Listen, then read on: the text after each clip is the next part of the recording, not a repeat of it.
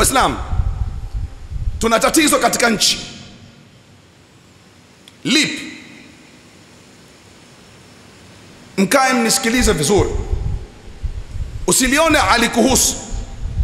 La. Serikali ya Saudi Arabia,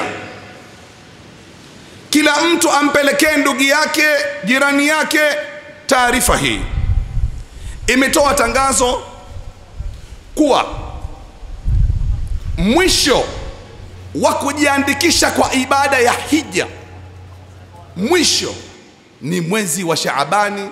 Katika mwisho wa mwezi wa Shaabani, Watanzania wengi wamezoea baada ya Ramadhani, ndani ya sitati Shawali, ile katika Shawal ndiyo wanatoka kwenda kujiandikisha masala ya hija. Hivyo basi, kwa mwaka huu serikali ya Saudi Arabia imetoa tangazo kwa kila mtu ambaye amejiandaa kwenda hija, ndugu yake, jamaa yake, rafiki yake, na kuna baadhi ya watu wanaofadhili watu kwa ajili ya hija, basi mjitayarishe, mjue mwaka huu kazi ni nzito. Wametangaza serikali ya Saudi Arabia, mwisho kujiandikisha hija ni mwezi ujao Shaaban. Mwezi ujao Shaaban mwisho, wanakuja watu kutoka Wizaratul Hajj kutoka Saudi Arabia, taarifa hizi zifike, wanakuja kwa ajili ya kuchukua fingerprints, alama za vidole, kwa wale watu ambao tayari wanatakiwa kwenda hija. Kama fingerprint yako haikuchukuliwa Tanzania, huingii kwenye airport ya Saudi Arabia na una ibada ya hija. Sasa kuna watu huwa wanasubiria. Sisi kama viongozi wa dini, nyinyi waumini mtaota hizi taarifa, lazima tukupeni haraka na ziwafikie ndugu, na mrekodi hizi taarifa, mzirushe, kwa sababu ni taarifa muhimu na strict. Serikali ya Saudi Arabia tulijaribu kuwaomba, wamekataa. Warabu wakikwambia kalamu wahid, wamemaliza. Watu wanaishi na Warabu wanajua kalamu wahid, kamaliza Mwarabu. Kwa sababu bwana, sheria hii mfuate. Sasa tatizo liko hapa, tatizo liko hapa.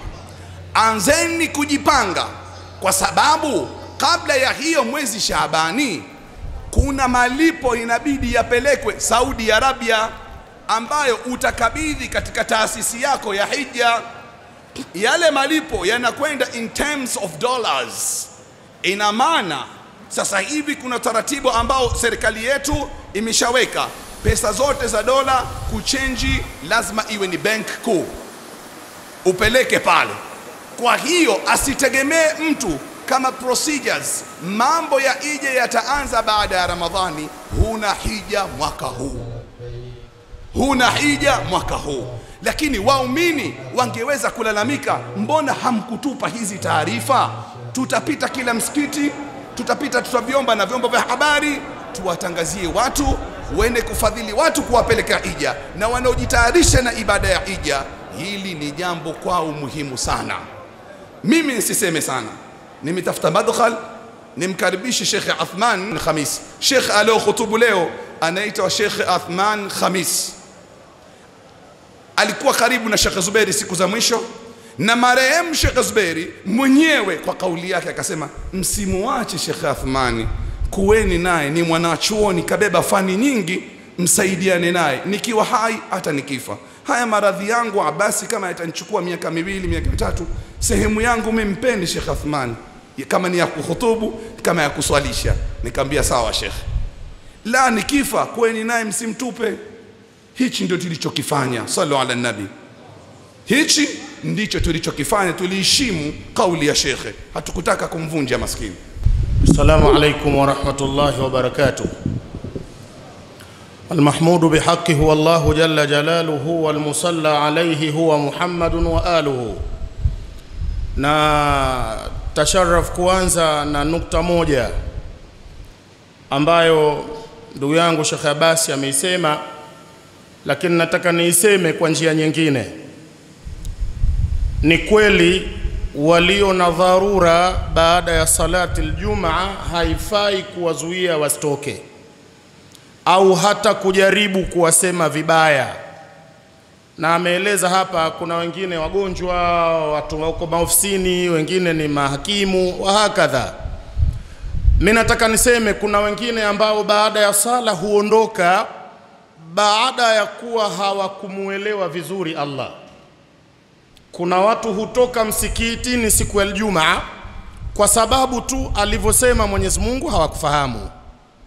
Iko aya na tuliposalishwa hapa na Sheikh Abdallah imesomwa, inasema wa idha qudiyatis salatu fantashiru fil ardi wabtaghu min fadlillah. Swala ikimalizwa hii ya Ijumaa, fanyeni intishar, tawanyikeni mukatafute riziki ya Allah. Kuna waliofahamu hakuna jawazi ya kukaa msikitini baada ya salati Ijumaa, kwa kuwa Allah kasema idha qudhiyatis sala fantashiru. Hadha mafhumun khati, hayawezekani haya. Mwenyezi Mungu hajasema baada ya sala watu watoke msikitini, na hasa ikiwa kama kilichotegemewa ni maneno hayo. Ndugu Waislamu, wanachuoni wetu wametueleza vizuri, al-amru ba'da an-nahyi lil-ibaha. Al-amru ba'da an-nahyi lil-ibaha. Ukitafsiri rahisi ya haya maneno, ukipewa amri, ukiamrishwa kitu ambacho hicho kitu ulikatazwa, kutekeleza amri hiyo ni hiari yako. Narudia, al-amru ba'da an-nahyi lil-ibahati.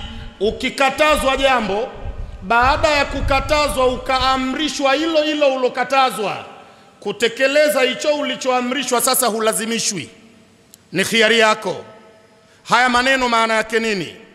Mwenyezi Mungu alitukataza jambo siku ya leo Ijumaa, akasema idha nudiya lis-salati min yawmil jum'ati fas'au ila aina ila dhikrillah wa dharu al-bay'a. Dharu al-bay'a, hadha nahyu. Allah anasema wacheni kazi. Ikitangazwa tangazo la swala Ijumaa, dharu al-bay'a, wacheni kazi zenu, mkimbie upesi mkamtaje Allah. Kwa hivyo Allah katukataza kazi zetu ikishaadhiniwa salati Ijumaa. Hii ni nahi. Kisha akasema idha qudhiyatis salatu fantashiru. Sasa sala ikimalizika tawanyikeni, yani mrudi kwenye kazi zenu. Uko kurudi kwenye kazi huwa ni hiari. Tulikatazwa tuache kazi tuje msikitini, sasa Allah anataka turudi kazini. Uko kurudi sio amri, ni hiari mtu kutoka msikitini na kukaa. Kwa hiyo utapima mwenyewe masalih, kukaa msikitini ni masalih au mafsada, utaona cha kufanya. Mfano nakupa ili nieleze habari ya hija. Leo tutaeleza vizuri habari ya hija hapa. Ndugu Waislamu, ukiwa na mwanao, yani mfano wa nukta hii, ukamwambia mwanangu mimi ninaondoka na safiri, na kukataza usije ukaondoka hapa nyumbani, kaa nyumbani usitoke kwa ulinzi wa nyumba. Hili neno usitoke ni katazo. It's a stop order. Hii ni nahi. Hatakiwi kutoka. Siku ukirudi safari yako, ukaambia mwanangu nisharudi, haya toka, analazimikiwa kutoka? Si ulimwambia asitoke, ulimkataza. Sasa umerudi, unamwambia mwanangu haya toka, nimerudi. Ukukutoka ni amri, si ni hiari yake, si ni kwao hapa. Kanuni inasema al-amru ba'da an-nahyi lil-ibaha. Kwa hivyo wanaotoka msikitini kwa sababu Allah kasema fantashiru, hawa hawakumuelewa vizuri Allah. Allah hajasema baada ya swala watu wakimbilie kutoka msikitini. Tuje kwenye ibada ya hija. Ziko aibu mbili kwenye ibada ya hija. Kuna aibu mbili za nchi hii. Aibu ya kwanza, inaonekana katika nchi nyingi hata za jirani zetu hapa Afrika Mashariki na Kati, Tanzania ndo iliyotia aibu kwa kudharau mno ibada ya hija. Ibada ya hija imedharauliwa mno nchi hii. Kwa lugha rahisi, yani wa Tanzania ndo tunapeleka mahujaji wachache zaidi kuliko Kenya, kuliko Uganda, kuliko Rwanda, kuliko Burundi, kuliko Kongo. Kuna visiwa vidogo vya Seychelles hapa, Shelisheli pia wametuzidi. Si kweli kama wametuzidi kwa uwezo wa pesa. Si kweli kama Warundi wana pesa kuliko Watanzania. Sio kweli kama Wakongo wana pesa kuliko Watanzania. Watanzania hawendi hija baada ya kuidharau ibada hii. Hii ndio aibu ya kwanza. Takwimu nilionayo mimi, ikiwa itaswihi takwimu hii, muda wote nilohudhuria ibada ya hija, na ni miaka mingi walhamdulillah, na mimi nawaomba Mwenyezi Mungu awajalie nyote mwaka huu mwende hija, kwa sababu yeye ndio anawawezesha watu. Takwimu ni kwamba toka mwaka wa 2012 2010 serikali ya Saudia waliwapa Watanzania hisabu namba ya watu 30,000. Yani nchi hairuhusiwi kupeleka mahujaji kwa namna wanavyotaka.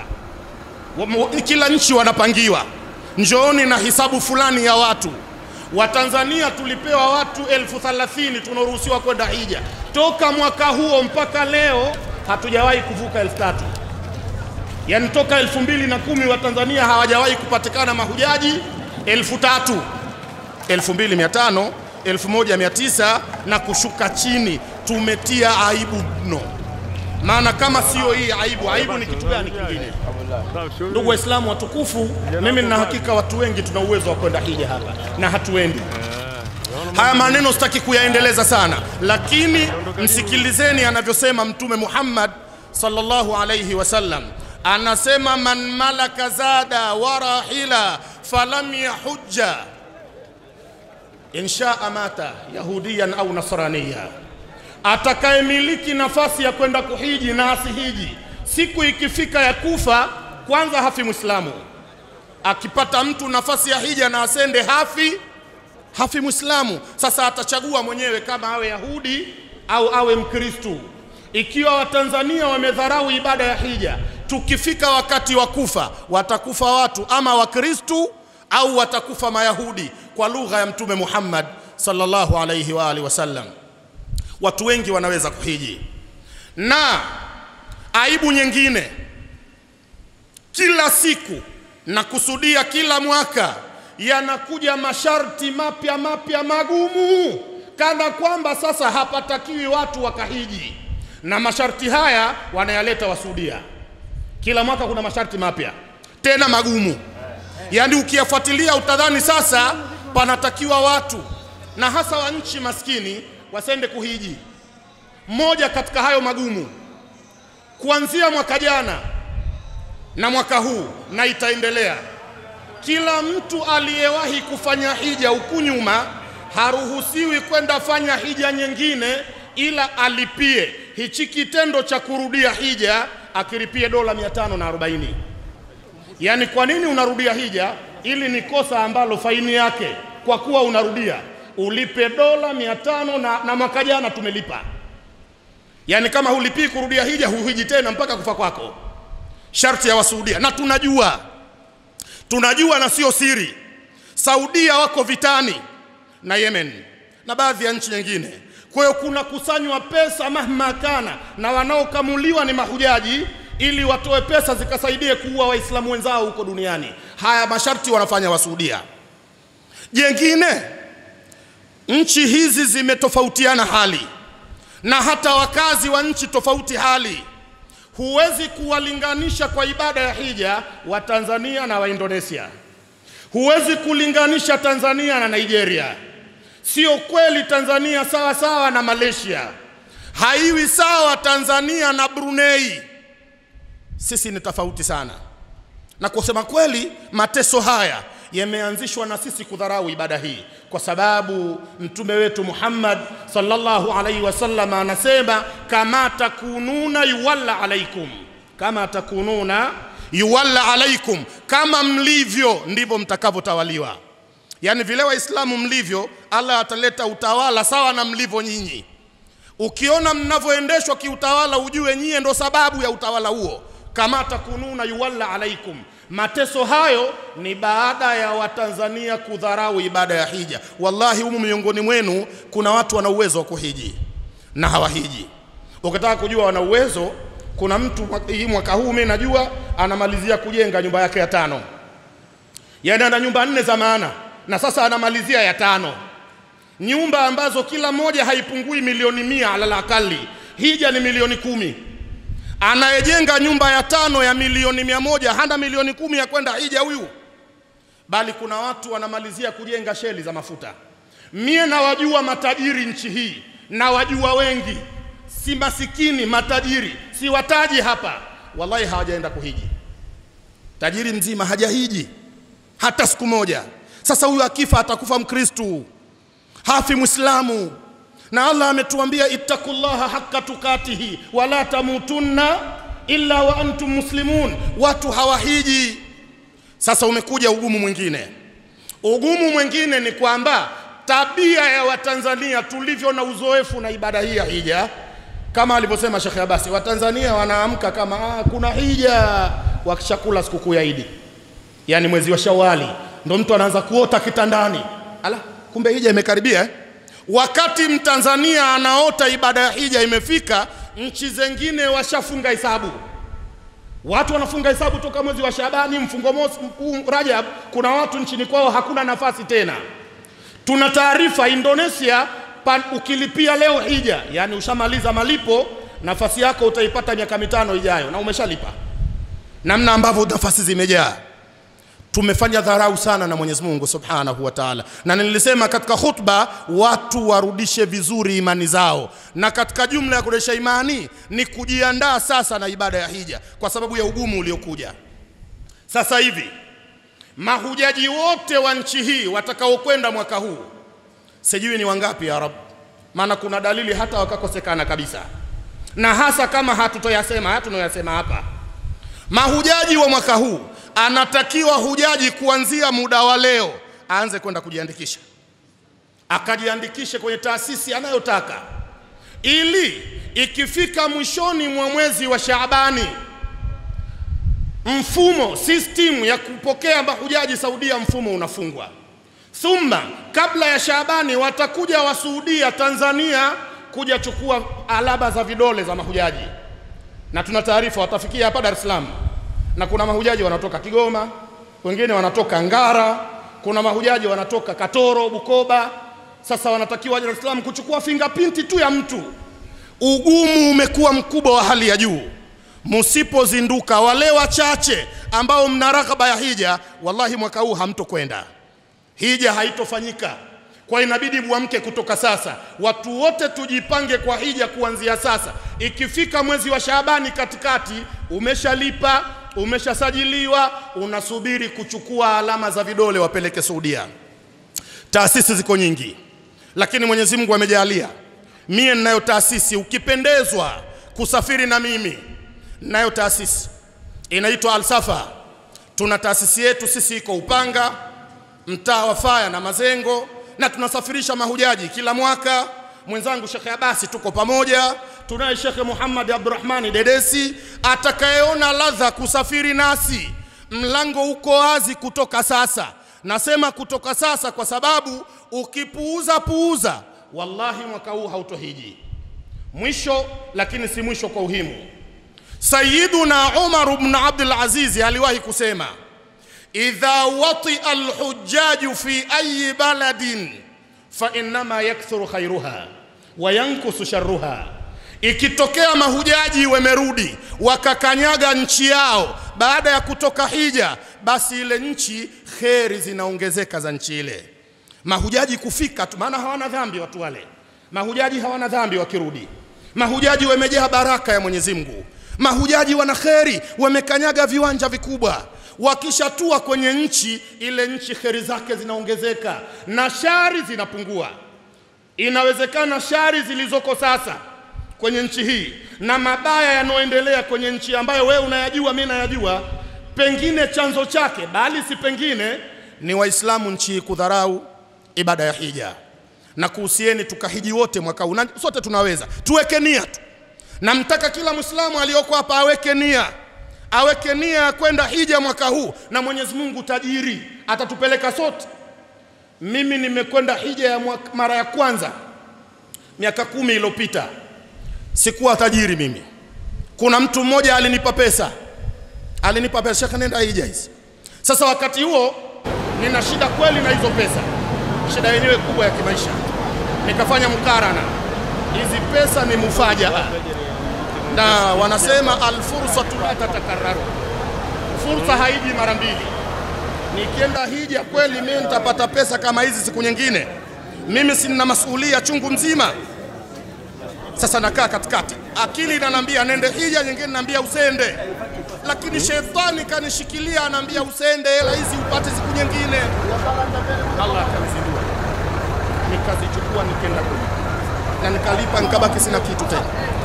Nikaenda na nilipofika hija mwaka huo nikamwambia Mwenyezi Mungu nimeitika. Nimemwambia Allah katika multazam pale kwenye Kaaba, niambia Allah nimekuitika, na wewe umeahidi watakao kushukuru utawaongeza, la in shakartum la azidannakum. Sasa madhali umeniwezesha kuja hija, mimi nakushukuru na ninataka uniongeze kama ulivyoahidi. Cha kuniongeza chagua mwenyewe, chagua mwenyewe, mja wako mie unaniongeza nini? Lakini kama utanipa khiari nichague mimi nataka kuongezwa nini, ninakuomba nyongeza baada ya mwaka huu, nisikose tena ibada ya hija mpaka nitakapokufa. Nataka nyongeza hiyo hapa, tena nije kila mwaka, mengine uniongeze, we tajiri. Alinisikiliza Mwenyezi Mungu, toka mwaka ule sijawacha hija mpaka sasa, alhamdulillah, lakini sikuwa tajiri. Kwa hivyo kila mtu hapa anaweza hija, sisi hatuna nia tu. Wekeni nia, na ujumbe huu wapelekeeni familia zenu, mnao ndugu zenu, mna marafiki zenu, na wengine wana uwezo mkubwa wa maisha. Kila mtu anawajibika kuitangaza ibada ya hija. Kitendo cha kutangaza hija ni amri ya Allah, kapewa kila Muislamu. Allah kasema wa'adhin bilhajj, wa'adhin fi nnasi bilhajji, watangazie watu hija. Na ndio ninachokifanya hapa. Hapa na watangazia hija kama alivyoamrisha Mwenyezi Mungu Subhanahu wa Ta'ala, na nyie muwe wajumbe mkawatangazie familia zenu na majirani zenu. Mwaka huu twende wengi, nenda taasisi upendayo, ikikupendeza nenda na taasisi yetu ya Al-Safa, kheri zitapatikana, ibada zinafanywa na uzoefu mkubwa katika mambo haya. Na muomba Allah atupe kila la kheri. Nataka nikae chini, lakini tuna mzee wetu sisi, na kwa hakika ndio mwenyekiti wa taasisi yetu si ya hija. Sasa tumesema sana, nataka aje hapa awasalimie na angalau atuombee dua, tena dua maalumu, ili mwakani tukahiji sote, asibaki mtu hata mmoja hapa.